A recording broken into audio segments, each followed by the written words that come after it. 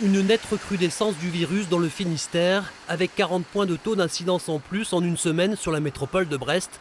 Et une observation notable, parmi les patients reçus, le Covid-19 ne touche pas forcément les plus fragiles.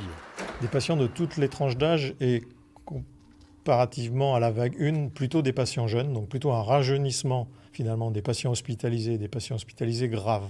Effectivement, ça ne touche pas aujourd'hui que la classe des sujets âgés, loin de là. Selon les projections, le CHRU se prépare à une augmentation encore croissante de patients. Il active un plan de montée en charge.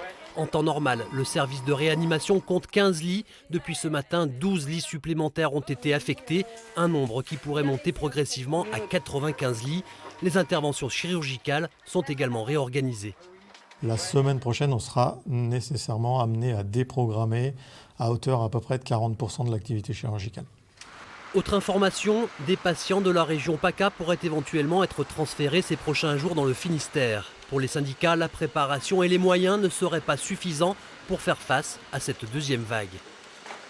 Très clairement, nous, depuis maintenant 15 jours, on demande à ce qu'il y ait des renforts en personnel et qu'il y ait une organisation spécifique avec des filières Covid, comme ça a été le cas en mars dernier.